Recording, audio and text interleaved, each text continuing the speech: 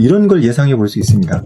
그 투표를 하는데 이때까지 투표를 안 하시던 분이 갑자기 오늘따라 왠지 좀 투표를 하고 싶다라고 하시는 분이 있을 수 있지 않습니까? 그러면은 이제 투표에 중복이 일어납니다. 이게 상당히 이제 예민한 문제거든요. 그래서 이 부분도 선관위는 대비를 했을 것으로 보입니다. 이게 너무 얼렁뚱땅할 수는 없거든요.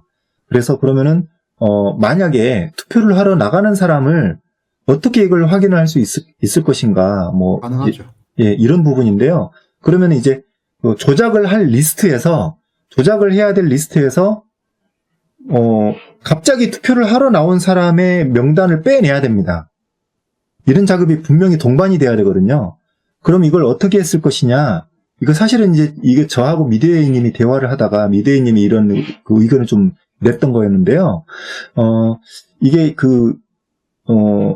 핸드폰에 위치 추적을 한 것이 아닐까 이렇게 추정이 되고 있습니다. 그래서 모든 사람을 다 한 것은 아니고 여기 이제 특별히 관리되는 나이 드신 사람들, 민주당 표로 가짜표를 넣을 그 대상자가 이제 그렇게 많지는 않은데 이 사람들의 위치 추적을 하는데 위치 추적을 계속 할 필요는 없습니다. 그래서 위치만 지정을 하면 됩니다. 현재 투표소 근처에 가까이 갔느냐? 이것만 확인하면 됩니다. 그래서 투표소 근처에 가까이 갔다. 그럼 리스트에 다 빼버리는 식으로 하면 됩니다. 어쨌든 연령대를 더 넓히기만 하면 인원은 더 늘릴 수 있기 때문에 이 사람은 지금 투표장 근처로 어디 가고 있다.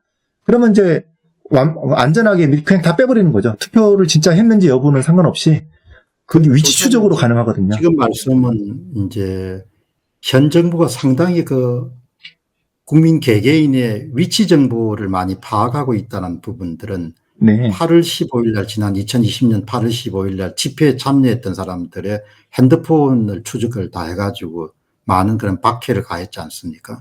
네, 그러니까 기술적으로 어렵지 않은 거죠, 전혀. 네, 저도 이제 그 사태가 있었기 때문에 이런 어떤 예상도 충분히 가능해졌는데요. 지난 이제 8.15 때, 작년 8.15 때에 이제 생각을 해보면, 8.15 그 전에는, 스마트폰으로 위치 추적을 한다라는 부분은 정말 중대한 범죄를 저지른 범죄자가, 이제 검찰 측이나 이런데, 요청을 한답니다. 이제 핸드폰 위치 추적 같은 건 요청을 하는데, 이걸 요청을 하면은, 길게는 6개월, 빠르게는 빨리 나올 수도 있는데, 이런 식으로 또 이제 검찰에서 뭔가가 서류가 진행이 돼야, 그게 확인이 되면은, 이제 개인 위치 추적을 할 수 있는, 그런 상황입니다. 물론 119의 응급 상황이라든지, 이런 거는 좀 이제 별개의 얘기지만, 범죄자라든지, 어떤 일반 국민들이 아직 그 범죄 혐의가 확실하지 않은 사람에 대해서, 이제 그런 걸 요청을 할 때는 상당히 이게 까다롭고 시간이 오래 걸린다. 그러니까 단 한 명을 하더라도 이렇게 오래 걸린다라고 알고 있었습니다. 그런데, 우리가 이제 그 부정선거를 이제 찾아내는 과정에서 놀라운 걸 알아내는데, 선관위는 선거에 관련된 어떤 법규가 의심이 돼도 선거법을 어긴 게 아니라 선거법을 어긴 것으로 의심만 돼도 선관위는 개인 위치 추적을 할 수 있었습니다. 그런 게 이제 선거법 관련한 것이 있더라고요. 저도 이제 깜짝 놀랐는데 그렇게 되면은 이제 지금 선관위는 어떠한 부분에서는 검찰보다 더 엄청난 힘이 있는 거죠. 근데 이제 저번에 대전에 김소연 변호사님이 서울로 올라오는 그런 정보들이 공개돼서 파란이 일었죠. 네.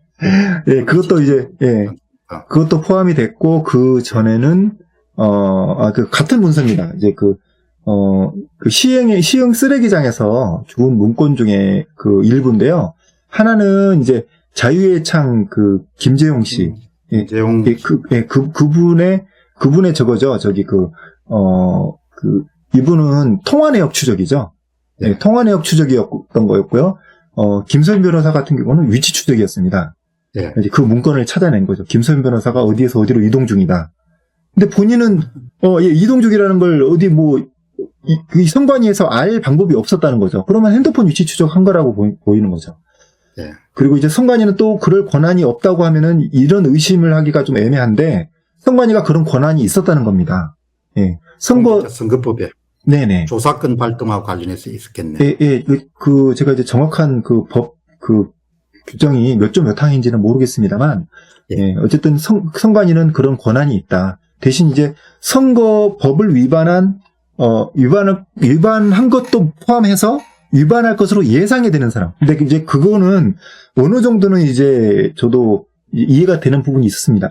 왜냐하면 선거 기간에는 이 기간이 상당히 짧고 이걸 이제 정말 선거에 관련된 뭐 범죄를 저지르면은 선거에 관한 범죄도 사실이 상당히 좀 위험한 범죄들도 많이 있을 수 있거든요. 상대방을 비방한다든지 불법적으로 뭐 이런 부분 뭐 그런 거 금품수수라든지 이런 것도 이제 중대한 범죄들인데 이런 선거에 관련 선관위가 저지르지 않는 선관위가 저지르는 것이 아닌 일반적인 또 범행도 있긴 있을 겁니다. 선거법 어기는 것이요. 그런 것들은 짧은 선거 기간 안에 뭐 일주일, 2주일 이런 선거 기간 안에 빨리 이걸 찾아서 그 사람을 적발해가지고 선거법으로 이제 그 선거법을 어기는 걸 행동을 멈춰야 이 선거가 공정하게 치를 수 있도록 이 짧은 기간 안에 빨리 처리를 해야 되기 때문에 그런 것이 발동된다는 것은 이해는 갑니다. 근데 전혀 선거 기간도 아니었고 그런데도 그런 법을 그 기간이 정해져 있지 않은 그런 것들을 악용해서인지는 모르겠지만 이런 식으로 평상시에도 막 이제 일반인 개인 사찰을 하는데 써버렸다. 그런 내용입니다. 조시아님, 그 이제 아까 조금 논의를 충분히 전개하시다 한번 정리를 할 필요가 있을 것 같은데. 네네. 그러니까 네, 그래서 이제 위조표를 만드는데 첫 번째는 그 나이가 드신 분, 네네. 그리고 이제 오랫동안 그 투표를 하지 않은 inactive vote, 네. 그 다음에 이제 재소자는 공병호 TV에서도 한번 인터뷰가 나갔지 않습니까? 네. 재소자분들, 네. 그 다음에 뭐 예를 들면은 뭐 거소 투표, 그 다음에 또 뭐 관외 투표, 그 다음에 선상 투표, 제외 국민만 하더라도 10몇만 정도가 이렇게 선거 데이터를 통해 가지고 의심을 받지 않습니까? 제외 네. 국민 투표, 네. 이런 부분들을 다 동원해 가지고 이제 수백만 표를 제작을 했다, 이렇게 우리가 볼 수 있는데 또 계속 말씀해 주시죠. 네, 이제 이런 부분입니다. 위치 추적이 근데 이게 이렇게 대량의 위치 추적이 가능할 것인가라는 부분인데요. 이게 그 컴퓨터 쪽 분야에서 기술적으로 접근을 해봤을 때 그렇게 어려운 부분이 아닙니다. 개인별의 위치 추적도 가능하고요. 개인별뿐만 아니라 이번 그 작년 이제 8.15 그 집회 때 나오신 분들의 위치 추적을 하는 걸 보면은 정말 가관이 아닐 정도로 기술이 여기까지 발전했구나라는 걸 알 수 있을 정도였습니다. 그러면은 기지국을 이제 전화번호로 위치 추적을 하는 것은 더 쉬운 거고요. 사실 쉬운 겁니다. 그런데 그 전화번호 기반이 아니라 위치 기반으로 했습니다. 이 전화번호가 다 기지국에 연결이 되어 있는데 각 해당되는 기지국 전체에 있는 핸드폰에 접속이 된 리스트를 다 받은 겁니다. 그래서 어떤 특정 시간대에 있는 리스트를 전체를 다 이제 얻은 거고요. 그것도 통신사 3사 걸 전체를 다 긁어 모았습니다.